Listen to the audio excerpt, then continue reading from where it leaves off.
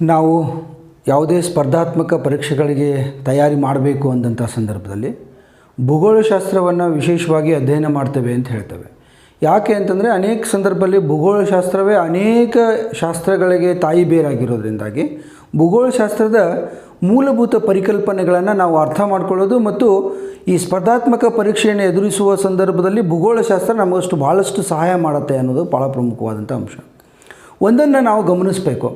ಪ್ರಾಕೃತಿಕವಾಗಿ ಭೂಗೋಳಶಾಸ್ತ್ರ ಅನೇಕ ಸಂದರ್ಭದಲ್ಲಿ ನಾವು ಹೇಳ್ತಿರ್ತೀವಿ, ಭೂಗೋಳಶಾಸ್ತ್ರ ಯಾಕೆ ಬೇಕು ಅಂತ ಕೇಳಿದರೆ ಅನೇಕ ಮಂದಿಗೆ ಭಾರತ ಎಲ್ಲೈತಿ ಅಂತ ಕೇಳಿದರೆ ಭಾರತ ಭೂಮಿ ಮೇಲೆ ಐತಿ ಅಂತ ಹೇಳ್ತಾರೆ.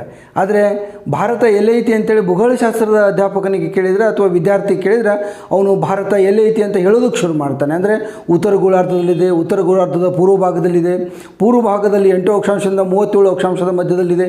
ಹೀಗೆ ಅವನು ಕರಾರುವಕ್ಕಾಗಿ ಹೇಳ್ತಾನೆ. ಹಾಗೆ ನಾವು ಭೂಗೋಳಶಾಸ್ತ್ರವನ್ನು ಅಧ್ಯಯನ ಮಾಡಬೇಕು ಅಂದರೆ ಇದೊಂದು ವಿಜ್ಞಾನದ ವಿಷಯವಾಗಿ ನಾವು ಕರಾರುವಕ್ಕಾಗಿ ಅಧ್ಯಯನ ಮಾಡಬೇಕಾದಂಥ ಅವಶ್ಯಕತೆ ಇದೆ. ಅದಕ್ಕೆ ನಾನು ಇವತ್ತಿನ ದಿನ ನಿಮ್ಮ ಜೊತೆ ಹಂಚ್ಕೊಳ್ಬೇಕು ಅಂತಂದಿರುವಂಥದ್ದು ಈ ಭೂಗೋಳಶಾಸ್ತ್ರದಲ್ಲಿ ನದಿಗಳು, ಭಾರತದ ನದಿಗಳ ಬಗ್ಗೆ ಹಂಚ್ಕೋಬೇಕು ಅಂತಾರೆ. ಒಟ್ಟು ಭಾರತದ ನದಿಗಳನ್ನು ನಾವು ಅಧ್ಯಯನದ ದೃಷ್ಟಿಯಿಂದ 2 ಭಾಗಗಳಾಗಿ ವಿಂಗಡಿಸ್ತವೆ.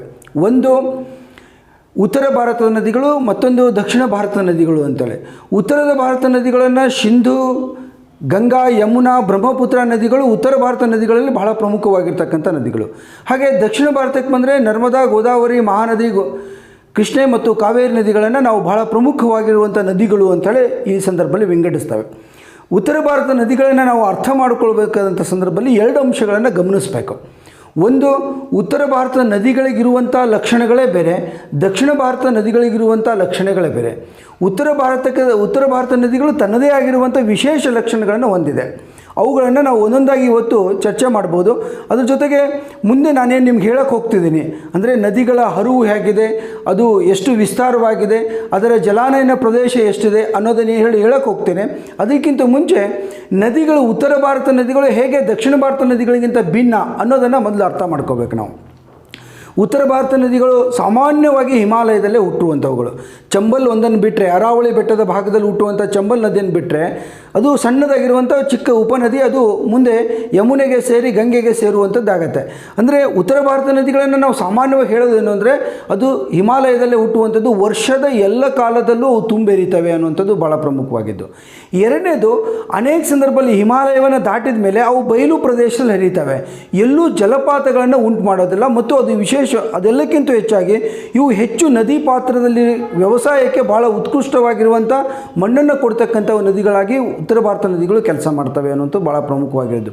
ಅದಕ್ಕಾಗಿ ಉತ್ತರ ಭಾರತದಲ್ಲಿ ನಾವು ಗಮನಿಸಿದರೆ ಬಹುತೇಕ ಅಲ್ಲಿ ಕೃಷಿ ಪ್ರಧಾನವಾಗಿದ್ದು. ಅದಕ್ಕೆ ಹೇಳ್ತಿರ್ತಾರೆ, ನಮಗೇನು ಗಂಗಾ ಯಮುನಾ ನದಿಗಳು ಹರಿಯುವಂಥ ಉತ್ತರ ಪ್ರದೇಶದ ಭಾಗ ಇದೆ, ಅದು ಭಾರತದ ಹೃದಯ ಅಂತ ಹೇಳ್ತಾರೆ. ಯಾಕಂದರೆ 40% ಜನಸಂಖ್ಯೆ ಆ ಭಾಗದಲ್ಲೇ ವಾಸವಾಗಿದೆ. ಯಾಕೆ ಆ ಭಾಗದಲ್ಲೇ ವಾಸವಾಗಿದೆ ಅಂದರೆ ಅಲ್ಲಿ ಕೃಷಿಯನ್ನು ಆಧಾರಿತ ಕೈಗಾರಿಕೆಗಳು ಮತ್ತು ಪ್ರಮುಖ ವಾಣಿಜ್ಯ ಕೃಷಿ ಬೆಳೆಗಳು ಅಲ್ಲಿ ಕೇಂದ್ರೀಕೃತವಾಗಿರೋದ್ರಿಂದಾಗಿ ಅದು ಉತ್ತರ ಭಾರತದಲ್ಲೇ ಭಾಳ ಪ್ರಮುಖವಾಗಿದ್ದು ಅನ್ನುವಂಥದ್ದು ಗಮನಿಸುವಂಥದ್ದು. ಆದ್ದರಿಂದ ದಕ್ಷಿಣ ಭಾರತ ನದಿಗಳಿಗೂ ಉತ್ತರ ಭಾರತ ನದಿಗಳಿಗೂ ಒಂದಿಷ್ಟು ವ್ಯತ್ಯಾಸಗಳನ್ನು ನಾವು ಈ ಸಂದರ್ಭದಲ್ಲಿ ಗಮನಿಸ್ತೇವೆ.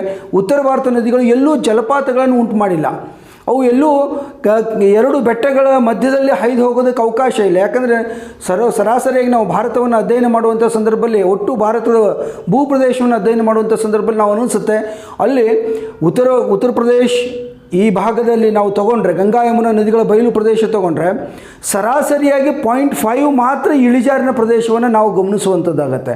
ಆದರೆ ದಕ್ಷಿಣ ಭಾರತದಲ್ಲಿ ಆ ರೀತಿ ಇರೋದಿಲ್ಲ. ಹೀಗಾಗಿ ಇವು ಉತ್ತರ ಭಾರತ ನದಿಗಳಿಗಿರುವಂಥ ಪ್ರಮುಖ ಲಕ್ಷಣಗಳು ಅಂತೇಳಿ ನಾವು ಪಟ್ಟಿ ಮಾಡ್ಬೋದು. ಈಗ ನಾವು ಉತ್ತರ ಭಾರತ ನದಿಗಳನ್ನ ಒಂದೊಂದಾಗಿ ನಾನು ನಿಮಗೆ ಹೇಳ್ತಾ ಹೋಗ್ತೇನೆ.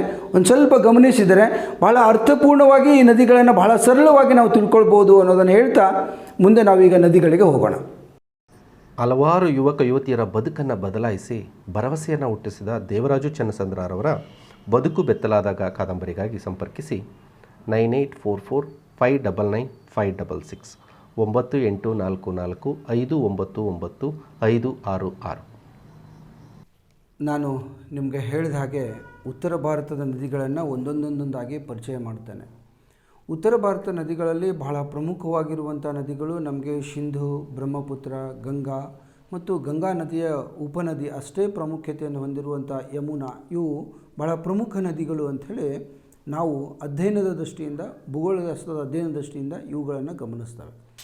ಈಗ ಒಂದೊಂದಾಗಿ ವಿಚಾರಗಳನ್ನು ಹೇಳ್ತಾ ಹೋಗೋಣ. ಮೊದಲನೇದಾಗಿ ಭಾರತಕ್ಕೆ ಸಿಂಧೂ ನದಿಯ ಕಾಣಿಕೆ ಏನು ಮತ್ತು ಸಿಂಧೂ ನದಿ ಭಾರತದ ಯಾವ ಭಾಗದಲ್ಲಿದೆ ಅನ್ನೋದನ್ನು ಒಂದೊಂದಾಗಿ ಗಮನಿಸೋಣ. ಸಿಂಧೂ ನದಿ ಸಾಮಾನ್ಯವಾಗಿ ಹಿಮಾಲಯದ ಟಿಬೇಟಿನ ಭಾಗದಲ್ಲಿ, ಅಂದರೆ ಈ ಟಿಬೇಟಿನ ಭಾಗದಲ್ಲಿ ಕೈಲಾಸ ಪರ್ವತ ಅನ್ನುವಂಥ ಒಂದು ಪರ್ವತದ ಭಾಗದಲ್ಲಿ ಇದು ಸಮುದ್ರ ಮಟ್ಟದಿಂದ 5,000 ಮೀಟ್ರ್ ಎತ್ತರದ ಮೇಲೆ, ಹಿಮಾಲಯದ ಸಮುದ್ರ ಮಟ್ಟದಿಂದ 5,000 ಮೀಟ್ರ್ ಎತ್ತರದ ಮೇಲೆ ಇದು ತನ್ನ ಜನ್ಮಸ್ಥಳವನ್ನು ಟಿಬೇಟಿನ ಕೈಲಾಸ ಪರ್ವತದಲ್ಲಿ ನಾವು ಕಾಣ್ತೇವೆ. ಅದ್ರ ಜೊತೆಗೆ ಇದನ್ನು ಟಿಬೇಟ್ನಲ್ಲಿ ಅದಕ್ಕಾಗಿ ಸಿಂಗ್ ಕಂಬಾಚ್ ಅಂಥೇಳಿ ಕರೆಯುವಂಥ ಪದ್ಧತಿ ಇದೆ ಈ ಸ್ಥಳವನ್ನು. ಸಿಂಧೂ ನದಿ ಒಟ್ಟು ಪ್ರಾರಂಭದಿಂದ ಕೊನೆಯವರೆಗೂ 2,897 ಕಿಲೋಮೀಟ್ರು ತನ್ನ ಪ್ರಯಾಣವನ್ನು ನಡೆಸುತ್ತೆ. ಈ 2,897 ಕಿಲೋಮೀಟರ್ ಪ್ರಯಾಣದಲ್ಲಿ ಅದು ತನ್ನ ಪಾತ್ರದ ಭೂಮಿಯನ್ನು 5,96,800 ಚದರ ಕಿಲೋಮೀಟ್ರಷ್ಟು ಭೂಮಿ ಅದು ತನ್ನ ನದಿಯ ಪಾತ್ರದಲ್ಲಿ ಅಷ್ಟು ಭೂಮಿಯನ್ನು ಅದು ವಿಸ್ತರಿಸುತ್ತೆ. ಆದರೆ ಬಹುತೇಕ ಸಿಂಧೂ ನದಿ ನಮಗೆ ಗೊತ್ತಾಗುತ್ತೆ, ಸಿಂಧೂ ನದಿ ಹುಟ್ಟೋದು ಟಿಬೇಟ್ನಲ್ಲಾದರೆ ನಂತರದ ಒಂದಿಷ್ಟು ಭಾರತದಲ್ಲಿ ಬಂದು ಭಾರತದಿಂದ ಅದು ಪಾಕಿಸ್ತಾನದ ಮೂಲಕ ಅರಬ್ಬಿ ಸಮುದ್ರವನ್ನು ಸೇರುತ್ತೆ. ಅಂದರೆ ಸಿಂಧೂ ನದಿ ಭಾರತದಲ್ಲಿ ಎಷ್ಟಿದೆ ಅಂತಂದರೆ 709 ಕಿಲೋಮೀಟ್ರ್ ಮಾತ್ರ ಅದು ಭಾರತದಲ್ಲಿ ತನ್ನ ಪಾತ್ರವನ್ನು ವಿಸ್ತರಿಸಿದೆ. ಹೀಗಾಗಿ ಭಾರತದಲ್ಲಿ ಇದು ಸಿಂಧೂ ನದಿಗಿಂತ ಸಿಂಧೂ ನದಿಯ ಉಪನದಿಗಳೇನಿದ್ದಾವೆ ಅಂದರೆ ಜೇಲಂ, ಬಿಯಾಸ್, ರಾವಿ, ಚಿನಾಬ್, ಬಿನಾಜ್, ಸಟ್ಲಜ್, ಬಿನಾಜ್, ರಾವಿ, ಜೇಲಂ ಮತ್ತು ಚಿನಾಬ್ ಈ ನದಿಗಳ ಮಧ್ಯದಲ್ಲಿ ಇವುಗಳನ್ನು ನಾವು ನೋಡೋದಕ್ಕೆ ಸಿಗುತ್ತೆ.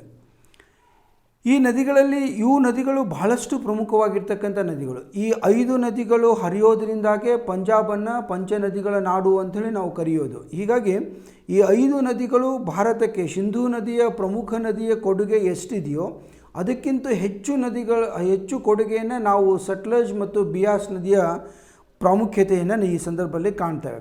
ಇದರಲ್ಲಿ ಒಂದೊಂದಾಗಿ ನಾನು ಗಮನಿಸ್ತೇನೆ. ಒಂದು ಜೇಲಂ ನದಿ ಇದು ಶೇನಾಗ್ ಅನ್ನುವಂಥ ಪ್ರದೇಶದಲ್ಲಿ ಹುಟ್ಕೊಂಡು ಇದು ಉಲಾರ್ ಅನ್ನುವಂಥ ಸರೋವರದ ಮೂಲಕ ಪಾಕಿಸ್ತಾನವನ್ನು ಪ್ರವೇಶಿಸುತ್ತೆ. ಭಾರತದಲ್ಲಿ ಹುಟ್ಕೊಂಡು ಇದು ಪಾಕಿಸ್ತಾನವನ್ನು ಪ್ರವೇಶಿಸುತ್ತೆ. ಇದು ನಂತರ 400 ಕಿಲೋಮೀಟರ್ ವಿಸ್ತಾರದಲ್ಲಿ ಹೋಗಿ ಕೊನೆಗೆ ಅದು ಸಿಂಧೂ ನದಿಯನ್ನು ಸೇರಿಕೊಳ್ಳುತ್ತೆ. ಸಿಂಧೂ ನದಿಯನ್ನು ಸೇರುವಂಥ ಸಂದರ್ಭದಲ್ಲಿ ಒಟ್ಟು ಇದು ಜಮ್ಮು ಕಾಶ್ಮೀರದಲ್ಲಿ 28,500 ಚದರ ಕಿಲೋಮೀಟರ್ ಪ್ರದೇಶದಲ್ಲಿ ಒಟ್ಟು ಜಲಾನಯನ ಪ್ರದೇಶವನ್ನು ಇದು ವಿಸ್ತಾರ ಮಾಡಿದೆ. ಈ ನದಿಗೆ ನಾವು ನೀರಾವರಿಗೆ ಮತ್ತು ಜಲವಿದ್ಯುತ್ ಉತ್ಪಾದನೆಗೆ ಬಹಳಷ್ಟು ಪ್ರಮುಖವಾಗಿ ಬಳಕೆ ಮಾಡ್ತೇವೆ. ಇದು ಜೇಲಂ ನದಿಗೆ ಸಂಬಂಧಪಟ್ಟಂಥದ್ದು. ಇನ್ನು ಈ ಜೇಲಂ ನದಿಯ ಇನ್ನೊಂದು ನದಿಯನ್ನು ನಾವು ನೋಡ್ತೇವೆ, ಅದು ಚಿನಾಬ್. ಭಾಳ ಪ್ರಮುಖವಾಗಿರ್ತಕ್ಕಂಥ ಸಿಂಧೂ ನದಿಯ ಉಪನದಿಗಳಲ್ಲಿ ಇದು ಒಂದು. ಚಿನಾಬು ಒಂದು. ಇದು ಚಂದ್ರ ಮತ್ತು ಬಾಘ್ ನಿಮಗೆ ನೋಡೋಕೆ ಅರ್ಥ ಆಗುತ್ತೆ. ಪ್ರಾರಂಭದಲ್ಲಿ ಇದು ಚಂದ್ರ ಮತ್ತು ಬಾಘ್ ಅಂಥೇಳಿ 2 ನದಿಗಳಾಗಿ, ಹೇಗೆ ನಾವು ಕರ್ನಾಟಕದಲ್ಲಿ ತುಂಗಭದ್ರಾ ನದಿಯನ್ನು ಹೇಳ್ತೇವೆ, ತುಂಗಭದ್ರಾ ಎರಡೂ ಸೇರಿ ಮತ್ತೆ ತುಂಗಭದ್ರಾ ಆಯಿತು ಅಂತೇಳಿ, ಹಾಗೆ ಈ ಚಿನಾಬದ ಪ್ರಾರಂಭದ ನದಿಗಳು ಚಂದ್ರ ಮತ್ತು ಬಾಘ್ ಅಂಥೇಳಿ 2 ಜಲಮೂಲಗಳು. ಆ 2 ಜಲಮೂಲಗಳು ಸೇರಿ ಇದು ಚಿನಾಬ್ ನದಿಯಾಗಿ ಹರಿಯುತ್ತೆ. ಇದು ಸಿಂಧೂ ನದಿಯ ಉಪನದಿ. ಇದು 1,180 ಕಿಲೋಮೀಟರ್ದಷ್ಟು ವಿಸ್ತಾರವಾಗಿ ಹರಿದು ಕೊನೆಗೆ ಸಿಂಧೂ ನದಿಯನ್ನು ಇದು ಸೇರುತ್ತೆ.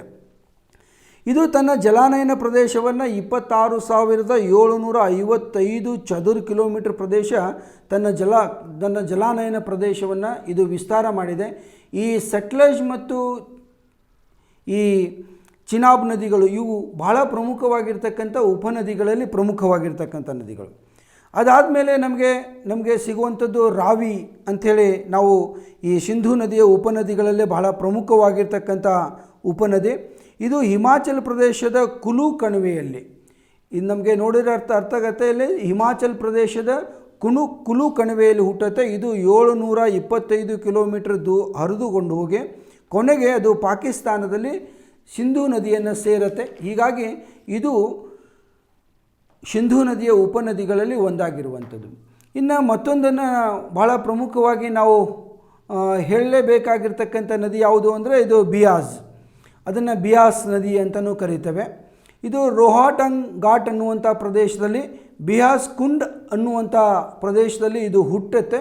ಇದು ಸಮುದ್ರ ಮಟ್ಟದಿಂದ 4000 ಮೀಟರ್ ಎತ್ತರದಲ್ಲಿ ತನ್ನ ಉಗಮ ಸ್ಥಾನವನ್ನು ಹೊಂದಿದೆ. ವಿಶೇಷವಾಗಿ ಈ ನದಿ ತನ್ನದೇ ಆಗಿರ್ತಕ್ಕಂಥ ವಿಶೇಷ ನದಿಗಳನ್ನು ಸಣ್ಣ ಪುಟ್ಟ ನದಿಗಳನ್ನು ಸೇರಿಸ್ಕೊಂಡು ಇದು ಸಿಂಧೂ ನದಿಯನ್ನು ಸೇರೋಕ್ಕಿಂತ ಮುಂಚೆನೇ ಸಟ್ಲಜ್ ನದಿಯನ್ನು ಸೇರುತ್ತೆ. ನಾವು ಗಮನಿಸ್ಬೋದು ನೋಡಿ, ಇಲ್ಲಿ ಬಿಯಾಸ್ ನದಿ ಇದು ಸಿಂಧೂ ನದಿ ಸೇರೋಕ್ಕಿಂತ ಮುಂಚೆನೇ ಸಟ್ಲಜ್ ನದಿಯನ್ನು ಸೇರುತ್ತೆ. ಮುಂದೆ ಸಟ್ಲಜ್ ನದಿ ಹೋಗಿ ಸಿಂಧೂ ನದಿಯನ್ನು ಸೇರುತ್ತೆ. ಹೀಗಾಗಿ ಇದನ್ನು ನಾವು ಸಟ್ಲಜ್ ನದಿಯ ಉಪನದಿಗಳು ಅಂತ ಹೇಳ್ಬೋದು. ಆದರೆ ಸಿಂಧೂ ನದಿಯ ಉಪನದಿಗಳಲ್ಲಿ ಇದು ಬಹಳ ಪ್ರಮುಖವಾಗಿರ್ತಕ್ಕಂಥದ್ದು ಬಿಯಾಸ್. ಇದು ಸಾಮಾನ್ಯವಾಗಿ 25,900 ಚದುರ ಕಿಲೋಮೀಟರ್ ಪ್ರದೇಶವನ್ನು ಇದು ತನ್ನ ಜಲಾನಯನ ಪ್ರದೇಶವಾಗಿದೆ. ಇದರ ಒಟ್ಟು ಉದ್ದ 407 ಕಿಲೋಮೀಟರ್. ಇಲ್ಲಿಂದ ಪ್ರಾರಂಭ ಆಗಿರ್ತಕ್ಕಂಥದ್ದು ಹಿಮಾಚಲ್ ಪ್ರದೇಶದಿಂದ ಪ್ರಾರಂಭ ಆಗಿರುವಂಥದ್ದು ಸಟ್ಲಜ್ ನದಿಗೆ ಸೇರಬೇಕಾದಂಥ ಸಂದರ್ಭದಲ್ಲಿ ಒಟ್ಟು 470 ಕಿಲೋಮೀಟರ್ಗಳ ವಿಸ್ತಾರದಲ್ಲಿ ಇದೇನು ಮಾಡುತ್ತೆ ಅಂದರೆ ತನ್ನ ಹರುವನ್ನು ಈ ಸಂದರ್ಭದಲ್ಲಿ ಕಾಣಿಸುತ್ತೆ. ಇನ್ನು ಒಟ್ಟು ನಾವು ಸಿಂಧೂ ನದಿಯನ್ನು ಅಧ್ಯಯನ ಮಾಡುವ ಸಂದರ್ಭದಲ್ಲಿ ಯಾವುದೇ ಕಾರಣಕ್ಕೂ ಸಟ್ಲಜ್ ನದಿಯನ್ನು ಮರೆಯೋದಕ್ಕಾಗೋದಿಲ್ಲ. ಯಾಕೆ ಮರೆಯೋದಕ್ಕಾಗೋದಿಲ್ಲ ಅಂತಂದರೆ ಇಡೀ ಸಿಂಧೂ ನದಿಯ ಒಟ್ಟು ಜಲಾನಯನ ಪ್ರದೇಶ ಮತ್ತು ಸಿಂಧೂ ನದಿಯ ಉಪನದಿಗಳನ್ನು ನಾವು ನೋಡ್ತಿರುವಂಥ ಸಂದರ್ಭದಲ್ಲಿ ಸಟ್ಲಜ್ ನದಿ ಬಹಳ ಪ್ರಮುಖವಾಗಿರುವಂಥದ್ದು ಮತ್ತು ಭಾರತೀಯರಾದ ನಮಗೂ ಬಹಳ ಪ್ರಮುಖವಾಗಿರೋದು. ಇವತ್ತೇನು ಬಾಕ್ರಾ ನೆಂಗಲ್ ಅಣೆಕಟ್ಟು ಜಲಾನಯನ ಅಭಿವೃದ್ಧಿ ಇದು ವಿವಿಧೋದ್ದೇಶ ನದಿ ಯೋಜನೆಯನ್ನು ಹೇಳ್ತೇವೆ, ಅದು ಸಿಂಧೂ ನದಿ ಸಟ್ಲಜ್ ನದಿಗೆ ಇರುವಂಥದ್ದು. ನಮ್ಮ ದೇಶದಲ್ಲಿ ಅತ್ಯಂತ ಎತ್ತರವಾಗಿರುವಂಥ ಅಣೆಕಟ್ಟು ಏನು ಬಾಕ್ರಾ ಅಂತ ಹೇಳ್ತೇವೆ, ಅದು ಸಟ್ಲಜ್ ನದಿಗೆ ಇರುವಂಥದ್ದು. ಹೀಗಾಗಿ ಸಟ್ಲಜ್ ನದಿ ಸಿಂಧೂ ನದಿಯ ಉಪನದಿಗಳಲ್ಲಿ ಬಹಳ ಪ್ರಮುಖವಾಗಿರ್ತಕ್ಕಂಥ ನದಿ. ಇದು ಒಟ್ಟು 1440 ಕಿಲೋಮೀಟರ್ ಭಾರತದಲ್ಲಿ ತನ್ನ ವಿಸ್ತಾರ ಇದು 1440 ಕಿಲೋಮೀಟ್ರು. ಭಾರತದಲ್ಲಿ 1050 ಕಿಲೋಮೀಟ್ರ್ ಇದು ಭಾರತದಲ್ಲೇ ಹರಿದಿದೆ. 24,087 ಚದುರ ಕಿಲೋಮೀಟರ್ ಪ್ರದೇಶ ತನ್ನ ಜಲಾನಯನ ಪ್ರದೇಶವನ್ನು ಹೊಂದಿರತಕ್ಕಂಥ ನದಿ ಇದು ಸಟ್ಲಜು. ಅತ್ಯಂತ ಪ್ರಮುಖವಾಗಿರ್ತಕ್ಕಂಥ ಸಿಂಧೂ ನದಿಯ ಅತ್ಯಂತ ಪ್ರಮುಖವಾಗಿರ್ತಕ್ಕಂಥ ನದಿಗಳಲ್ಲಿ ಒಂದಾಗಿರುವಂಥದ್ದು ಅನ್ನೋದನ್ನು ಗಮನಿಸಬೇಕು. ಇದು ಸಮುದ್ರ ಮಟ್ಟದಿಂದ 4,555 ಮೀಟರ್ ಎತ್ತರದ ಮೇಲೆ ಟಿಬೇಟಿನ ರಾಕಾಸಾ ಅನ್ನುವಂಥ ಸರೋವರದಲ್ಲಿ ತನ್ನ ಜನನವನ್ನು ಇದು ಕಾಣಿಸುತ್ತೆ. ನಂತರ ಇದು ಪಂಜಾಬನ್ನು ಪ್ರವೇಶಿಸಿ ಬಿಯಾಸ್ ನದಿಯ ಜೊತೆಗೆ ಸೇರಿ ಭಾರತ ಮತ್ತು ಪಾಕಿಸ್ತಾನದ ಗಡಿಯಲ್ಲಿ ಪಾಕಿಸ್ತಾನವನ್ನು ಸೇರಿ ಅದು ಸಿಂಧೂ ನದಿಯನ್ನು ಸೇರೋದಾಗತ್ತೆ. ನಾವು ಇವತ್ತೇನು ಪಂಜಾಬನ್ನು ಗೋಧಿಯ ಕಣಜ, ಭತ್ತದ ಕಣಜ ಅಂತ ಏನು ಹೇಳ್ತೇವೆ, ಪಂಜಾಬ್, ಹರಿಯಾಣ, ಇವತ್ತಿನ ದೆಹಲಿ, ಇವೆಲ್ಲ ಭಾಗಗಳಿಗೆ ಬಹಳ ಪ್ರಮುಖವಾಗಿ ವ್ಯವಸಾಯಕ್ಕೆ ನೀರನ್ನು ಒದಗಿಸಿಕೊಡೋದು. ಉತ್ತರ ಭಾರತದಲ್ಲಿ ಬಹಳ ಪ್ರಮುಖವಾಗಿರ್ತಕ್ಕಂಥ ಉಪನದಿಗಳಲ್ಲಿ ಸಟ್ಲಜ್ ತನ್ನದೇ ಆಗಿರ್ತಕ್ಕಂಥ ಪ್ರಮುಖ ಪಾತ್ರವನ್ನು ಹೊಂದಿದೆ ಅನ್ನೋದನ್ನು ಗಮನಿಸಬೇಕಾಗಿರುವಂಥದ್ದು. ಇವಿಷ್ಟನ್ನು ಗಮನಿಸಬೇಕು. ಇದು ಟಿಬೇಟಿನಲ್ಲಿ ಹುಟ್ಟಿರುವಂಥ ಸಿಂಧೂ ನದಿ ಭಾರತದಲ್ಲಿ ಬಂದು ಭಾರತದಿಂದ ಪಾಕಿಸ್ತಾನದಲ್ಲಿ ಹೋಗಿ ಪಾಕಿಸ್ತಾನದ ಕೊನೆಗೆ ಕರಾಚಿ ಹತ್ರ ಬಂಗಾಳ ಕೊಲ್ಲಿಯನ್ನು ಸೇರುವಂಥ ಒಂದು ಕೊನೆಗೆ ಕಾಣಿಸುತ್ತೆ. ಇನ್ನೊಂದನ್ನು ಗಮನಿಸಬೇಕು, ನಮಗೆ ಉತ್ತರ ಭಾರತ ಒಟ್ಟು ಭಾರತದ ನದಿಗಳಲ್ಲಿ ನಾವು ಪೂರ್ವಕ್ಕೆ ಹರಿಯುವ ನದಿಗಳು ಮತ್ತು ಪಶ್ಚಿಮಕ್ಕೆ ಹರಿಯುವ ನದಿಗಳು ಅಂತೇಳಿ ಪಟ್ಟಿ ಮಾಡ್ತೇವೆ. ಈ ಪಶ್ಚಿಮಕ್ಕೆ ಹರಿಯುವ ನದಿಗಳಲ್ಲಿ ಬಹಳ ಪ್ರಮುಖವಾಗಿರ್ತಕ್ಕಂಥ ನದಿಯೇ ಸಿಂಧೂ ನದಿ. ಯಾಕೆ ಅಂತಂದರೆ ಈ ನರ್ಮದಾ ತಪತಿ ನಮಗೆ ಸಿಗತ್ತೆ. ಕರ್ನಾಟಕದಲ್ಲಿ ಕಾಳಿ, ನೇತ್ರಾವತಿ, ಶರಾವತಿ ಅಂತ ಚಿಕ್ಕ ಚಿಕ್ಕ ನದಿಗಳು ನಮಗೆ ಸಿಗ್ತವೆ. ಆದರೆ ಬಹಳ ಪ್ರಮುಖವಾಗಿರ್ತಕ್ಕಂಥ ನದಿ ಯಾವುದು ಅಂತಂದರೆ ಸಿಂಧೂ ನದಿ. ಇದು ಭಾರತದಲ್ಲಿ ಪೂರ್ವಕ್ಕೆ ಹುಟ್ಟಿ ಪಶ್ಚಿಮಕ್ಕೆ ತನ್ನ ಯಾತ್ರೆಯನ್ನು ಮುಗಿಸುವಂಥದ್ದು. ಇದು ಅರಬ್ಬಿ ಸಮುದ್ರದಲ್ಲಿ ತನ್ನ ಕೊನೆಯ ಗಳಿಗೆಯನ್ನು ಕಳೆಯುತ್ತೆ. ಅಂದರೆ ಅಲ್ಲಿ ತನ್ನ ಪಾತ್ರವನ್ನು ನಿರ್ಮಾಣ ಮಾಡಿ ಅಲ್ಲಿ ಅರಬ್ಬಿ ಸಮುದ್ರವನ್ನು ಸೇರುವಂಥ ದೊಡ್ಡದಾಗಿರುವಂಥ ನದಿಗಳಲ್ಲಿ ಸಿಂಧೂ ನದಿಯು ಒಂದು. ನಾನು ದಕ್ಷಿಣ ಭಾರತ ನದಿಗಳು ಹೇಳಬೇಕಾದ ಸಂದರ್ಭದಲ್ಲಿ ಹೇಳ್ತೇನೆ, ನರ್ಮದಾ ನದಿ ಭಾರತದಲ್ಲಿ ಭಾಳಷ್ಟು ದೊಡ್ಡ ಪ್ರಮಾಣದಲ್ಲಿರೋದು, ಪಶ್ಚಿಮಕ್ಕೆ ಸೇರುವಂಥ ನದಿ ಭಾಳ ಪ್ರಮುಖವಾಗಿರೋದು ನರ್ಮದಾ ತಪತಿ ನಾವು ಗಮನಿಸುವಂಥದ್ದು. ಆದರೆ ಉತ್ತರ ಭಾರತ ನದಿಗಳನ್ನು ಅಧ್ಯಯನ ಮಾಡುವಂಥ ಸಂದರ್ಭದಲ್ಲಿ ಸಿಂಧೂ ನದಿಯನ್ನು ಹೆಚ್ಚು ಗಮನಿಸಬೇಕು. ಇದಿಷ್ಟು ಸಿಂಧೂ ನದಿಯ ಬಗ್ಗೆ ನಿಮಗಿರುವ ಸಣ್ಣ ಮಾಹಿತಿಗಳು ಅಂತೇಳಿ ನಾನು ಹೇಳ್ತೇನೆ. ಇದಲ್ಲದೆ ಕಾಬೂಲ್ ಹತ್ರ ಒಂದು ಸಣ್ಣದಾಗಿರುವಂಥ ಚಿಕ್ಕದಾಗಿರುವಂಥ ಸಿಂಧೂ ನದಿಯ ಉಪನದಿಗಳು ಅಲ್ಲಿ ಕಾಣಿಸ್ತವೆ. ಅಂದರೆ ಮುಂದೆ ಏನು ಹಿಂದೂ ಕುಶ್ ಪರ್ವತಗಳಿದ್ದಾವೆ, ಅಫ್ಘಾನಿಸ್ತಾನ ಮತ್ತು ಪಾಕಿಸ್ತಾನದ ಮಧ್ಯದಲ್ಲಿರುವಂಥ ಬೆಟ್ಟಗಳ ಸಾಲು, ಭಾಳ ಭಯಾನಕವಾಗಿರುವಂಥ ಸಾಲು. ಈ ಹಿಂದೂ ಕುಶ್ ಪರ್ವತದ ಬಗ್ಗೆ ಭಾಳ ಐತಿಹಾಸಿಕವಾಗಿದೆ. ಅಲೆಕ್ಸಾಂಡರ್ ಹಿಂದೂ ಕುಶ್ ಪರ್ವತವನ್ನು ದಾಟಿ ಭಾರತವನ್ನು ಪ್ರವೇಶ ಮಾಡ್ತಾನೆ. ಆದರೆ ಭಾರತದಿಂದ ಮತ್ತೆ ವಾಪಸ್ ಅವನು ತನ್ನ ರಾಜ್ಯಕ್ಕೆ ಹೋಗೋದಕ್ಕಾಗೋದಿಲ್ಲ. ಅಷ್ಟು ಭಯಾನಕವಾಗಿರುವಂಥ ಬೆಟ್ಟಗಳ ಸಾಲು ಅಂಥೇಳಿ ನಾವೇನು ಹಿಂದೂ ಕುಶ್ ಪರ್ವತ ಹೇಳ್ತೇವೆ. ಆ ಹಿಂದೂ ಕುಶ್ ಪರ್ವತದ ಭಾಗದ ಕೆಳಭಾಗದಲ್ಲಿ ಹುಟ್ಟುವಂಥ ಎರಡು ಮೂರು ಚಿಕ್ಕ ಚಿಕ್ಕ ನದಿಗಳು, ಉಪನದಿಗಳು ಸಹ ಸಿಂಧೂ ನದಿಯ ಉಪನದಿಗಳಾಗಿವೆ. ಅದು ಎಲ್ಲಕ್ಕಿಂತ ಹೆಚ್ಚಾಗಿ ಸಿಂಧೂ ನದಿಯನ್ನು ನಾವೆಲ್ಲರೂ ಭಾರತೀಯರು, ಅಂದರೆ ಪಾಕಿಸ್ತಾನವನ್ನು ಹಿಡ್ಕೊಂಡು ಭಾರತೀಯರು ನಾವೆಲ್ಲ ಗಮನಿಸಬೇಕಾಗಿದ್ದೇನು ಅಂದರೆ, ನಮ್ಮ ಭಾರತದ ನಾಗರಿಕತೆ ಹುಟ್ಟಿ ಬೆಳೆದಿರುವಂಥ ನದಿಯೇ ಈ ಸಿಂಧೂ ನದಿಯಾಗಿರೋದ್ರಿಂದ ನಾವೇನು ಮೊಹೆಂಜೊದಾರೋ ಅಂತ ಹೇಳ್ತೇವೆ, ಲೊಥೆಲೋ ಅಂತ ಹೇಳ್ತೇವೆ, ಹೀಗೆ ಅನೇಕ ಪ್ರಮುಖ ಊರುಗಳನ್ನು ನಾವೇನು ನೆನಪಿಸ್ಕೊಳ್ತೇವೆ ಅದು ಸಿಂಧೂ ನದಿಯಲ್ಲೇ ಇರುವಂಥದ್ದು. ಮತ್ತು ಇನ್ನೊಂದು ಹೇಳ್ತಿರ್ತೇವೆ ನಾವು, ಭಾರತದ ಸರಸ್ವತಿ ನದಿ ಅಂತೇಳಿ, ಅದು ಇವತ್ತು ಗುಪ್ತಗಾಮಿನಿ ನದಿ ಅಂತ ಹೇಳ್ತೇವೆ, ಅದು ಸರಸ್ವತಿ ನದಿಯು ಸಹಿತನೇ ಸಿಂಧೂ ನದಿಯ ಉಪನದಿಯಾಗಿತ್ತು ಅನ್ನುವಂಥ ಅನೇಕ ಉದಾಹರಣೆಗಳನ್ನು ನಾವು ಈ ಸಂದರ್ಭದಲ್ಲಿ ನೋಡ್ತೇವೆ. ಹೀಗಾಗಿ ಸಿಂಧೂ ನದಿ ಇತಿಹಾಸದ ದೃಷ್ಟಿಯಿಂದ ಬಹಳ ಪ್ರಮುಖವಾಗಿದ್ದು ಮತ್ತು ಭೌಗೋಳಿಕ ದೃಷ್ಟಿಯಿಂದನೂ ಬಹಳ ಪ್ರಮುಖವಾಗಿರುವಂಥ ನದಿ ಅನ್ನೋದನ್ನು ಗಮನಿಸ್ತಾರೆ. ಇನ್ನೊಂದು ಸ್ನೇಹಿತರೆ, ಸಿಂಧೂ ನದಿಯನ್ನು ಬಿಟ್ಟರೆ, ಸಿಂಧೂ ನದಿ ಭಾರತದ ಟಿಬೇಟ್ನಲ್ಲಿ ಹುಟ್ಟಿ ಭಾರತದಲ್ಲಿ ಕೆಲವು ಅಂಶಗಳನ್ನು ನಮ್ಗೆ ಕೊಡುತ್ತೆ. ಆದರೆ ಗಂಗಾ ನದಿ ಏನಿದೆ, ಗಂಗೆ ಭಾರತದಲ್ಲಿ ಬಹಳ ದೊಡ್ಡ ಉಪಕಾರವನ್ನು, ಭಾರತೀಯರಿಗೆ ಬಹಳ ದೊಡ್ಡ ಉಪಕಾರವನ್ನು ಮಾಡಿರುವಂಥ ಪ್ರಮುಖ ನದಿಗಳಲ್ಲಿ ನಾವು ಉತ್ತರ ಭಾರತ ನದಿಗಳನ್ನು ನೆನಪಿಸುವಂಥ ಸಂದರ್ಭದಲ್ಲಿ ಗಂಗೆ ಇದು ಐತಿಹಾಸಿಕವಾಗಿ, ಪೌರಾಣಿಕವಾಗಿ, ಆರ್ಥಿಕವಾಗಿ, ಸಾಮಾಜಿಕವಾಗಿ ಭಾರತದ ಎಲ್ಲ ಚಟುವಟಿಕೆಗಳನ್ನು ನಿಯಂತ್ರಿಸುವಲ್ಲಿ ಗಂಗಾ ನದಿಯ ವ್ಯವಸ್ಥೆ ಭಾಳ ಪ್ರಮುಖವಾಗಿದ್ದು ಅನ್ನೋದನ್ನು ನಾವು ಈ ಸಂದರ್ಭದಲ್ಲಿ ಗಮನಿಸಬೇಕು.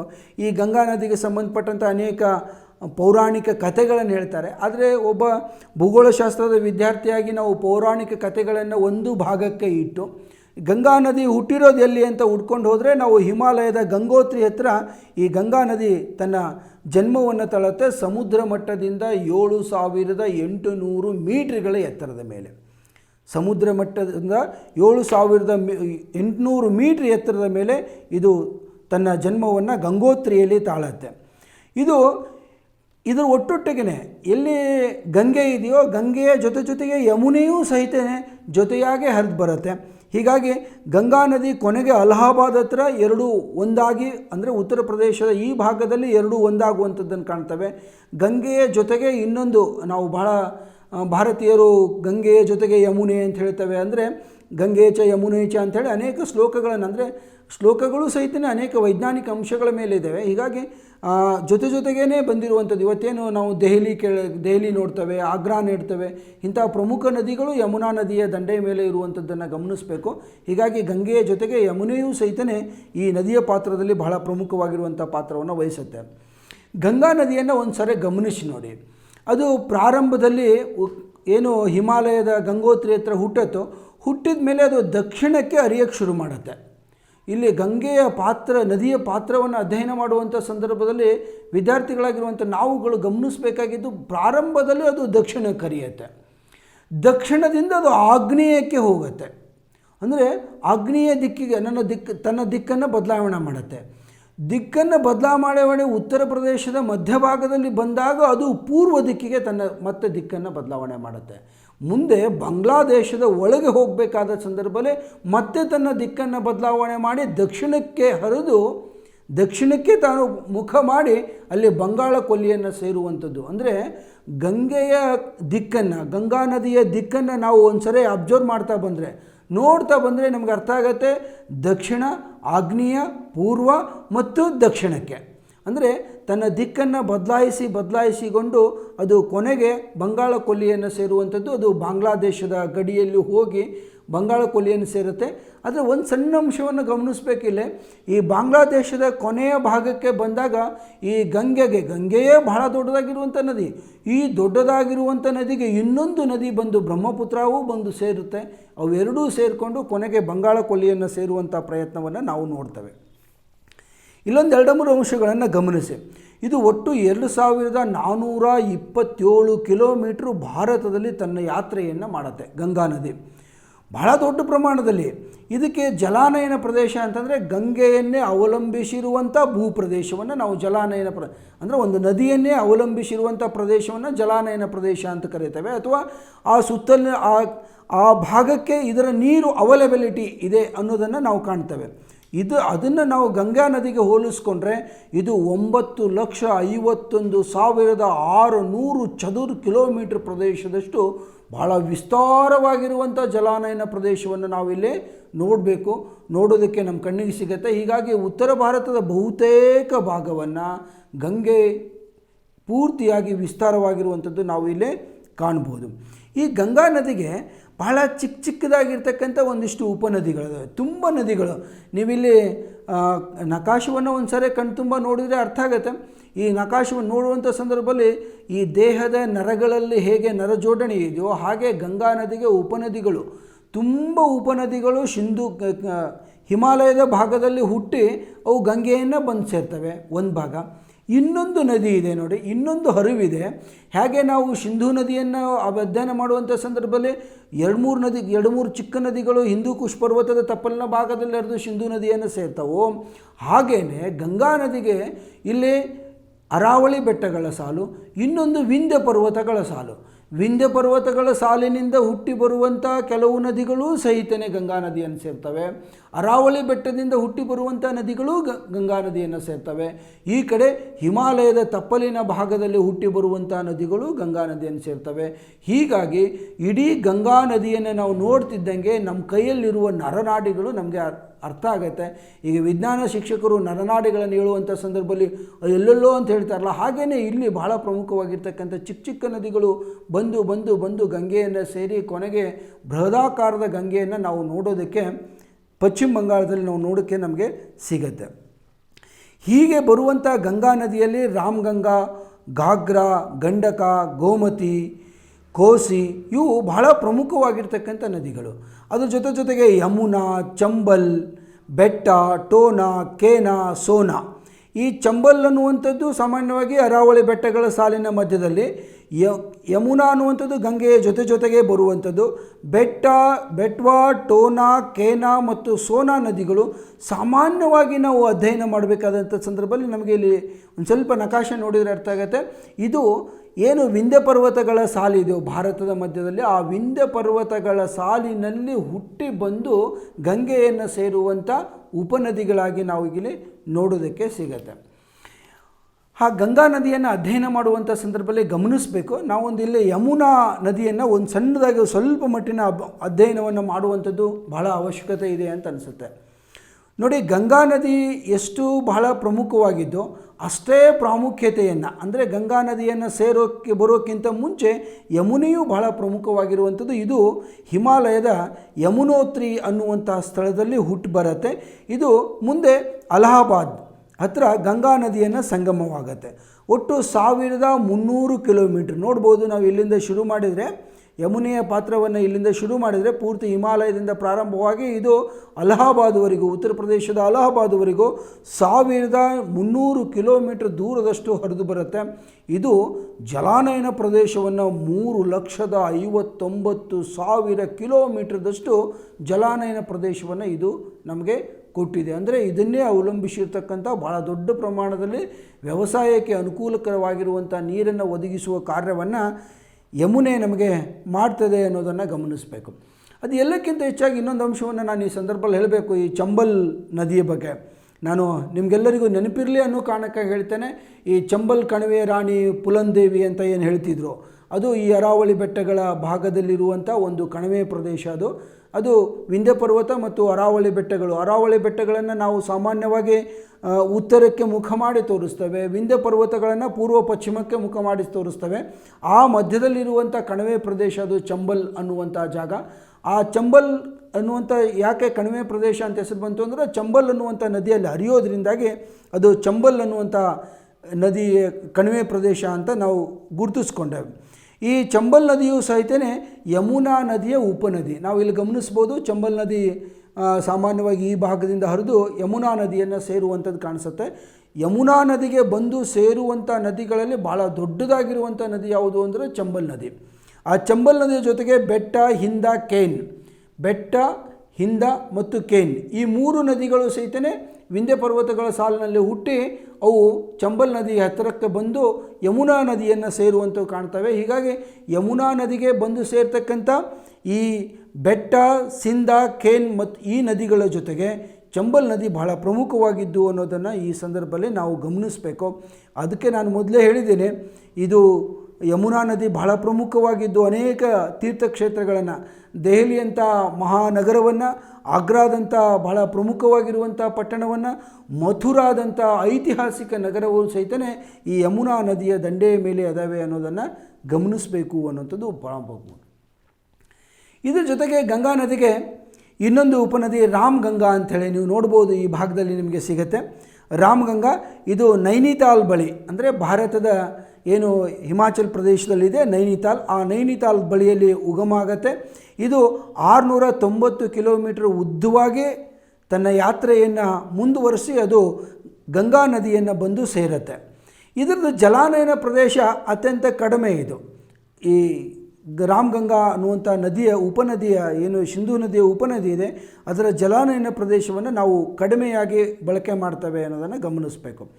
ಇನ್ನು ಘಾರಾಘಾರ್ ಅನ್ನುವಂಥದ್ದು ಬಹಳ ಪ್ರಮುಖವಾಗಿರುವಂಥ ಒಂದು ಗಂಗಾ ನದಿಯ ಉಪನದಿಗಳಲ್ಲಿ ಬಹಳ ಪ್ರಮುಖವಾಗಿರುವಂಥ ನದಿ ಘಾರಾಘಾರ್ ಅನ್ನುವಂಥದ್ದು. ಇದು 1800 ಕಿಲೋಮೀಟ್ರ್ ಉದ್ದವಾಗಿ ಹರಿದು ಬರುತ್ತೆ. ಇದಕ್ಕೆ ತನ್ನದೇ ಆದ ಚಿಕ್ಕ ಚಿಕ್ಕ ಶಾರದಾ ಮತ್ತು ರಾಪ್ತಿ ಅನ್ನುವಂಥ ಸಣ್ಣ ಸಣ್ಣ ನದಿಗಳು ಮತ್ತು ತನ್ನದೇ ಆಗಿರುವಂಥ ಚಿಕ್ಕ ನದಿಗಳನ್ನು ಉಪನದಿಗಳನ್ನು ಹೊಂದಿರುವಂಥ ಪ್ರಮುಖವಾಗಿರುವಂಥ ಗಂಗಾ ನದಿಯ ಉಪನದಿ ಇದು ಘಾಘರಾ ಅನ್ನುವಂಥದ್ದು. ಇನ್ನು ಗಂಡಕ ಅನ್ನುವಂಥ ಭಾಳ ಪ್ರಮುಖವಾಗಿರುವಂಥ ನದಿಯನ್ನು ನಾವಿಲ್ಲಿ ನಕಾಶದಲ್ಲಿ ನೋಡ್ಬೋದು. ಇದು ಸಾಮಾನ್ಯವಾಗಿ ಹಿಮಾಲಯದ ತಪ್ಪಲಿನ ಭಾಗದಲ್ಲಿ ಹುಟ್ಕೊಂಡು ಬರುತ್ತೆ. ಗಂಡಕ ಇದು ನೇಪಾಳದಲ್ಲಿ ಹುಟ್ಟುವಂಥ ನದಿ. ನಮಗೆ ಭಾರತದಲ್ಲಿ ನಾವೇನು ಈಶಾನ್ಯ ಭಾಗದಲ್ಲಿ ನೇಪಾಳದ ಜೊತೆಯಲ್ಲಿ ಗಡಿಯನ್ನೇನು ಹಂಚ್ಕೊಂಡಿದ್ದೇವೆ, ಆ ನೇಪಾಳದಲ್ಲಿ ಹುಟ್ಕೊಂಡ್ಬರುವಂಥ ನದಿ. ಇದರ ಜೊತೆ ಇದು ಸೋನ್ಪುರ್ ಅನ್ನುವಂಥ ಪ್ರದೇಶದಲ್ಲಿ ಬಂದು ಗಂಗಾ ನದಿಯನ್ನು ಸೇರುತ್ತೆ. 420 ಕಿಲೋಮೀಟ್ರ್ ಉದ್ದವಾಗಿರ್ತಕ್ಕಂಥ ನದಿ ಬಹಳ ಪ್ರಮುಖವಾಗಿದ್ದು, ಈ ನದಿಗೆ ಒಂದು ಸಣ್ಣದಾಗಿರುವಂಥ ತ್ರಿಶೂಲ ಗಂಗಾ ಮತ್ತು ಕಾಳಿ ಅನ್ನುವಂಥ ನದಿಗಳು ಸಹಿತನೇ ಇದಕ್ಕೆ ಉಪನದಿಗಳಾಗಿವೆ ಅನ್ನೋದನ್ನು ಗಮನಿಸಬೇಕು. ಇನ್ನದರ ಜೊತೆಗೆ ಗೋಮತಿ ಅನ್ನುವಂಥ ನದಿಯನ್ನು ನಾವು ಗುರುತಿಸ್ಕೋಬೋದಿಲ್ಲೇ. ಗೋಮತಿ ನದಿಯನ್ನು, ಗೋಮತಿಯು ಸಹಿತನೇ ಗಂಗಾ ನದಿಯ ಉಪನದಿಗಳಲ್ಲಿ ಬಹಳ ಪ್ರಮುಖವಾಗಿರುವಂಥ ನದಿ. ಗಂಗಾ ನದಿ ಏನು ಹರಿದು ಬರುತ್ತೆ ಅದಕ್ಕೆ ತನ್ನದೇ ಆಗಿರುವಂಥ ಕಾಣಿಕೆ ಕೊಟ್ಟಿದ್ದೇ ಗೋಮತಿ. ಅದು 800 ಕಿಲೋಮೀಟರ್ಗಳ ಕಾಲ ಹರಿದು ಬಂದು ಸೈದಾಪುರ ಅನ್ನುವಂಥ ಪ್ರದೇಶದಲ್ಲಿ ಅದು ಗಂಗಾ ನದಿಯನ್ನು ಸೇರುವಂಥ ಪ್ರಯತ್ನವನ್ನು ಮಾಡುತ್ತೆ. ಕೊನೆಯದು ಒಂದು ಬಹಳ ಪ್ರಮುಖವಾಗಿರುವಂಥ ಗಂಗಾ ನದಿಯ ಉಪನದಿಗಳನ್ನು ನಿಮಗೆ ಪರಿಚಯಿಸ್ತೇನೆ. ಅದು ಕೋಶಿ ನದಿ. ನೇಪಾಳ ಮತ್ತು ಭಾರತ ಈ ಎರಡೂ ದೇಶಗಳ ಒಡಂಬಡಿಕೆಯಲ್ಲಿ ಇರುವಂಥದ್ದು. ಇದು ನಾವು ಸಾಮಾನ್ಯವಾಗಿ ನೋಡಿ ಇಲ್ಲಿ ಗಮನಿಸಬೇಕು. ಈ ನೇಪಾಳದ ಭಾಗದಲ್ಲಿ ಹುಟ್ಟಿರುವಂಥ ಕೋಶಿ ನದಿ ಭಾರತವನ್ನು ಪ್ರವೇಶ ಮಾಡಿ ಅದು ಗಂಗಾ ನದಿಯನ್ನು ಸೇರುತ್ತೆ. ಈ ಕೋಶಿ ವಿವಿಧೋದ್ದೇಶ ಯೋಜನೆಯೂ ಒಂದಂತಿದೆ. ಕೋಸಿ ವಿವಿಧ ಅಂದರೆ ಕೋಸಿ ಡ್ಯಾಮ್ ಏನು ಕಟ್ಟಿದ್ದೀವಿ, ಆ ಕೋಸಿ ಡ್ಯಾಮಿನಲ್ಲಿ ಬರುವಂಥ ಏನು ಸಂಗ್ರಹವಾಗುವಂಥ, ಕೋಸಿ ಡ್ಯಾಮ್ ಇರೋದು ಭಾರತದಲ್ಲಿನೇ, ಆದರೆ ಅಲ್ಲಿ ಸಂಗ್ರಹವಾಗುವಂಥ ನೀರಿನ ಅರ್ಧ ನೀರನ್ನು ನಾವು ನೇಪಾಳಕ್ಕೆ ಕೊಡ್ತೇವೆ. ಅದಕ್ಕಾಗಿ ಎರಡು ನದಿಗಳ ಎರಡು ದೇಶಗಳ ಜೊತೆಗೂಡಿ ಮಾಡಿರುವಂಥ ಯೋಜನೆ ಅದು ವಿವಿಧೋದ್ದೇಶ ಯೋಜನೆ. ನಾವು ಹೇಗೆ ಕರ್ನಾಟಕದಲ್ಲಿ ನಾವು ಹುಡ್ಕೊಂಡು ಹೋದರೆ ತುಂಗಭದ್ರಾ ಅಣೆಕಟ್ಟನ್ನು ಕಟ್ತೇವೆ, ಅರ್ಧ ಭಾಗದ ನೀರನ್ನು ಇವತ್ತು ನಾವು ಆಂಧ್ರಕ್ಕೆ ಕೊಡ್ತೇವೆ, ತೆಲಂಗಾಣಕ್ಕೆ, ಅಂದರೆ ಅರ್ಧ ಭಾಗದ ನೀರನ್ನು ಕೊಡ್ತೇವೆ. ನಾವು ಕಟ್ಟಿರೋದು ತುಂಗಭದ್ರಾ ಅಣೆಕಟ್ಟು ಕರ್ನಾಟಕದಲ್ಲಾದರೂ ಅದಕ್ಕೆ ಒಂದು ನೇರವಾಗಿರುವಂಥ ಅರ್ಧ ನೀರನ್ನು ನಾವು ಆಂಧ್ರಕ್ಕೆ ಕೊಡ್ತೇವೆ. ಹಾಗೆಯೇ ಕೋಶಿ ಅಣೆಕಟ್ಟನ್ನು ಕಟ್ಟಿದಾಗಿದ್ದನ್ನು ಅದರ ಅರ್ಧ ಭಾಗದ ನೀರನ್ನು ನಾವು ನೇಪಾಳಕ್ಕೆ ಕೊಡ್ತೇವೆ. ಹೀಗಾಗಿ ನೇಪಾಳ ಮತ್ತು ಭಾರತ ಎರಡರ ಸಹಯೋಗದೊಂದಿಗೆ ಆಗಿರುವಂಥ ಯೋಜನೆ ಅನ್ನೋದನ್ನು ಇದೊಂದು ನಿಮಗೆ ಸಂದರ್ಭಿಸುವವಾಗಿ ಈ ವಿಷಯವನ್ನು ನಿಮಗೆ ಕೊಟ್ಟಿನಿ. ಆದರೆ ಕೋಶಿ ನದಿ ಈ ಗಂಗಾ ನದಿಯ ಉಪನದಿಗಳಲ್ಲಿ ಬಹಳ ಪ್ರಮುಖವಾಗಿರ್ತಕ್ಕಂಥ ನದಿ. ಇದು ಸುಮಾರು 730 ಕಿಲೋಮೀಟರ್ಗಳ ಕಾಲ ಉದ್ದ ತನ್ನ ಹರಿದು ಕೊನೆಗೆ ಅದು ಭಾರತದಲ್ಲಿ ಗಂಗಾ ನದಿಯನ್ನು ಸೇರುತ್ತೆ. ಇಲ್ಲಿ ಬಹಳ ಗಮನಿಸಬೇಕಾಗಿರುವಂಥದ್ದು, ಬಹಳ ಸರಿ ಅನೇಕ ಪ್ರಶ್ನೆಗಳಿಗೆ ಬಂದಿರುವಂಥದ್ದು ಈ ಕೋಸಿ ನದಿ ಬಹಳ ಗಮನಿಸುವಂಥ ಪ್ರಮುಖವಾಗಿರುವಂಥ ನದಿ. ಇದು ನೇಪಾಳ ಮತ್ತು ಭಾರತ ಇವೆರಡೂ ದೇಶಗಳ ಪ್ರೀತಿಯ ಧೂತಕವಾಗಿ ಇದು ಕೆಲಸ ಮಾಡುತ್ತೆ ಅನ್ನೋದನ್ನು ಗಮನಿಸಬೇಕು. ಇದಿಷ್ಟು ನಮಗೆ ಗಂಗಾ ನದಿಯ ಪಾತ್ರವನ್ನು ನಾವು ಗಮನಿಸ್ಬೋದು. ಇನ್ನು ಕೊನೆಯದಾಗಿ ಸುಮ್ಮನೆ ನಿಮಗೆ ಮಾಹಿತಿಗಾಗಿ ಹೇಳ್ತೇನೆ, ಭಾರತದಲ್ಲಿ ತುಂಬ ಕಡಿಮೆ ಪಾತ್ರವನ್ನು ಹೊಂದಿರುವಂಥ ಒಂದು ನದಿ ಅದು ಬ್ರಹ್ಮಪುತ್ರ ನದಿ. ಅದಕ್ಕೆ ಪ್ರಾರಂಭದಲ್ಲಿ ಸಾಂಗ್ಪೋ ಅಂತ ಕರೀತಾರೆ. ಇದು ಟಿಬೇಟಿಯನ್ ಭಾಷೆಯ ಒಂದು ಶಬ್ದ. ಇದರ ಕನ್ನಡದ ಅನುವಾದ ಪವಿತ್ರ ಅಥವಾ ಪಾವನ ಅಂತ ಕರೀತೇವೆ. ಇದು ಬಹಳ ವೈಶಿಷ್ಟ್ಯಪೂರ್ಣವಾಗಿರುವಂಥ ನದಿ. ಎಲ್ಲಿ ಬ್ರಹ್ಮಪುತ್ರ ನದಿ ಪ್ರಾರಂಭದಲ್ಲಿ ಅದು ಪೂರ್ವಾಭಿಮುಖವಾಗಿ ಹರಿಯೋದಕ್ಕೆ ಶುರು ಮಾಡುತ್ತೆ. ಅದು ಪೂರ್ತಿಯಾಗಿ ತನ್ನ ಪಾತ್ರವನ್ನು, ಬಹುತೇಕ ಪಾತ್ರವನ್ನು ಟಿಬೇಟಿನ ಭಾಗದಲ್ಲಿ ತನ್ನ ಪಾತ್ರವನ್ನು ಗಮನಿಸುತ್ತೆ. ಪೂರ್ವಾಭಿಮುಖವಾಗಿ ಹರಿಯುತ್ತಿರುವಂಥ ನದಿ ಭಾರತದ ಹತ್ತಿರಕ್ಕೆ ಬಂದಾಗ ಅದು ದಕ್ಷಿಣಾಭಿಮುಖವಾಗಿ ಹರಿಯೋದಕ್ಕೆ ಶುರು ಮಾಡುತ್ತೆ. ದಕ್ಷಿಣಾಭಿಮುಖವಾಗಿ ಹರಿಯೋದಕ್ಕೆ ಶುರು ಮಾಡಿ ಭಾರತವನ್ನು ಪ್ರವೇಶ ಮಾಡಿರುವಂಥ ನದಿ ಇದು ಕೊನೆಗೆ ಬಾಂಗ್ಲಾದೇಶದಲ್ಲಿ ಬಂದು ಬಂಗಾಳ ಕೊಲ್ಲಿಯನ್ನು ಸೇರುವಂಥದ್ದು. ದೇಶದಲ್ಲಿ ಬಂಗಾಳ ಕೊಲ್ಲಿಯನ್ನು ಸೇರೋಕ್ಕಿಂತ ಮುಂಚೆ ಗಂಗಾ ನದಿಯನ್ನು ಇದು ಸೇರುತ್ತೆ. ಹೀಗಾಗಿ ಬಹುತೇಕ ನಮಗೆ ಈ ಬಂಗಾಳ ಕೊಲ್ಲಿಯ ಈ ಭಾಗದಲ್ಲಿ ಹೋದರೆ, ಅಂದರೆ ಬಾಂಗ್ಲಾದೇಶ ಮತ್ತು ಭಾರತದ ಕೊನೆಯ ಗಡಿ ಭಾಗದಲ್ಲಿ ನೋಡೋದಕ್ಕೆ ಹೋದರೆ ನಮ್ಗೆ ಅರ್ಥ ಆಗುತ್ತೆ, ಅಲ್ಲಿ ಬಹುತೇಕ ಇದು ಭಾಳ ದೊಡ್ಡ ನದಿಯ ಪಾತ್ರವನ್ನು ನಿರ್ಮಾಣ ಮಾಡಿದೆ ಅಂಥೇಳಿ. ಇದು ಬ್ರಹ್ಮಪುತ್ರ ನದಿ ಭಾಳ ಇಕ್ಕೆಲೆಗಳಲ್ಲಿ, ಅಂದರೆ ಭಾರತದಲ್ಲಿರುವಂಥ ಏನು ನಾವು ಭಾರತದ 7 ಸಹೋದರಿ ರಾಜ್ಯಗಳು ಅಂತ ಹೇಳ್ತೇವೆ, ಅಸ್ಸಾಂ, ಮಣಿಪುರ, ತ್ರಿಪುರ, ನಾಗಾಲ್ಯಾಂಡ್, ಅರುಣಾಚಲ್ ಪ್ರದೇಶ್, ಈ ರೀತಿಯ ಸಣ್ಣ ಸಣ್ಣ ರಾಜ್ಯಗಳಲ್ಲಿ ಮತ್ತು ಬೆಟ್ಟ ಗುಡ್ಡಗಳಿಂದ ಕೂಡಿರುವಂಥ ಪ್ರದೇಶದಲ್ಲಿ ಇದು ಹರಿದು ಬರೋದರಿಂದಾಗಿ ಅನೇಕ ಪಾತ್ರಗಳಲ್ಲಿ ತನ್ನ ಬಹಳ ದೊಡ್ಡ ಪ್ರಮಾಣದಲ್ಲಿ ಭಾರತದ ಈ ಈಶಾನ್ಯ ಭಾಗಗಳಿಗೆ ಹರಿದು ಬರುವಂಥ ಸಂದರ್ಭದಲ್ಲಿ ಇದು ದುಃಖದ ನದಿ ಅಂತಲೂ ಕರೆಸ್ಕೊಳ್ಳುವಂಥ ಪ್ರಯತ್ನವನ್ನು ಅನೇಕ ಕಡೆಗಳಲ್ಲಿ, ಅನೇಕ ಸಣ್ಣ ರಾಜ್ಯಗಳಲ್ಲಿ ಬ್ರಹ್ಮಪುತ್ರ ಮಾಡುತ್ತೆ. ಆದರೆ ಬ್ರಹ್ಮಪುತ್ರೆ ಭಾರತದಲ್ಲಿ ಈ ಆಕಸ್ಮಿಕ ಬ್ರಹ್ಮಪುತ್ರ ಇರಲಿಲ್ಲ ಅಂತಂದರೆ ಇವತ್ತಿನ ಕರ್ನಾಟಕದ ಇದು ಭಾರತದ 7 ಸಹೋದರಿ ರಾಜ್ಯಗಳು ಅಂತ ಹೇಳ್ತೇವೆ, ಆ ರಾಜ್ಯಗಳಲ್ಲಿ ಅನೇಕ ಕಡೆಗಳಲ್ಲಿ ನೀರಿನ ಕೊರತೆಯನ್ನು ಅನುಭವಿಸ್ತಿದ್ದೇವೆ ಅಂತ. ಆದರೆ ಇಲ್ಲಿ ಇನ್ನೊಂದನ್ನು ಗಮನಿಸಬೇಕು, ಮಾಹಿತಿಗಾಗಿ ನಿಮಗೆ ಕೊಡ್ತೇನೆ. ನಮಗೆ ಭಾರತವನ್ನು ಪ್ರವೇಶ ಮಾಡುವಂಥ ಏನು ಮಾನ್ಸೂನ್ ಮಾರುತ ಇದೆ, ನೈಋತ್ಯ ದಿಕ್ಕಿನಿಂದ ಬಂದಿರುವಂಥ ಮಾನ್ಸೂನ್ ಮಾರುತ ಅದು ಭಾರತವನ್ನು ಪ್ರವೇಶ ಮಾಡುವಲ್ಲಿ 2 ಕವಲುಗಳಾಗಿ ಒಡೆದಿರುತ್ತೆ. ಆ 2 ಕವಲುಗಳು ಬಂದು ಸೇರೋದು ಸಾಮಾನ್ಯವಾಗಿ ಅರುಣಾಚಲ್ ಪ್ರದೇಶ್, ಸಿಕ್ಕಿಂ ಈ ಭಾಗದಲ್ಲಿ, ಅಂದರೆ ಮೇಘಾಲಯ ಈ ಭಾಗದಲ್ಲಿ ಸೇರೋದ್ರಿಂದಾಗಿ ಅತಿ ಹೆಚ್ಚು ಮಳೆ ಬೀಳ್ತಕ್ಕಂಥ ಮೊನ್ಸಿನ್ರಾಮ್ ನಮ್ಮ ಭಾರತದಲ್ಲಿದೆ. ಪ್ರಪಂಚದಲ್ಲಿ ಅತ್ಯಂತ ಹೆಚ್ಚು ಮಳೆ ಬೀಳ್ತಕ್ಕಂಥ ಮೊನ್ಸಿನ್ರಾಮ್ 1141 ಅಂತೇಳಿ ಭಾಳ ಸರಳವಾಗಿ ಹೇಳ್ತೇವೆ. 1141 ಸೆಂಟಿಮೀಟರ್ ವಾರ್ಷಿಕ ಮಳೆ ಬೀಳುವಂಥ ಪ್ರದೇಶ ಇಲ್ಲಿದೆ. ವಾರ್ಷಿಕ ಮಳೆ ಬೀಳುವ ಪ್ರದೇಶವೂ ಇಲ್ಲಿದೆ. ಅದ್ರ ಜೊತೆಗೆ ಬ್ರಹ್ಮಪುತ್ರೆಯೂ ಅಲ್ಲಿ ಬರೋದರಿಂದಾಗಿ ಅನೇಕ ಕಡೆಗಳಲ್ಲಿ ಇಲ್ಲಿ ನೀರಿನ ಪ್ರವಾಹವನ್ನು ನಾವು ಸಾಮಾನ್ಯವಾಗಿ ಮಳೆಗಾಲದಲ್ಲಿ ನೋಡೋದಕ್ಕೆ ಸಿಗತ್ತೆ. ಒಟ್ಟು ಅಧ್ಯಯನ ದೃಷ್ಟಿಯಿಂದ ದಯಮಾಡಿ ಗಮನಿಸಬೇಕಾಗಿದ್ದು, ಒಂದು ಸಿಂಧು, ಇನ್ನೊಂದು ಗಂಗಾ, ಇನ್ನೊಂದು ಯಮುನೆಗೆ ಬಹಳ ಪ್ರಮುಖವಾಗಿರುವಂಥ ಚಂಬಲ್, ಅದರ ಜೊತೆಗೆ ಬ್ರಹ್ಮಪುತ್ರೆ. ಇವಿಷ್ಟನ್ನು ಗಮನಿಸಿದರೆ ಉತ್ತರ ಭಾರತ ನದಿಗಳ ಬಗ್ಗೆ ನಾವು ಗಮನಿಸಿದಾಗ ಆಗತ್ತೆ ಅನ್ನೋದನ್ನು ಹೇಳ್ತಾ ಇವತ್ತಿನ ಈ ಏನು ಒಟ್ಟು ಕೆಲವು ಪ್ರಮುಖ ನದಿಗಳನ್ನು ನಿಮ್ಮ ಕಣ್ಮುಂದೆ ತಂದಿಡಬೇಕು ಅಂತೇಳಿ ಪ್ರಯತ್ನ ಮಾಡಿದ್ದೇನೆ. ಇಲ್ಲಿಗೆ ಈ ಭಾಗವನ್ನು ಮುಗಿಸ್ತಾ ಮುಂದಿನ ಕೆಲವು ಅಂಶಗಳನ್ನು ನಿಮ್ಮ ಗಮನಕ್ಕೆ ತರ್ತೇನೆ.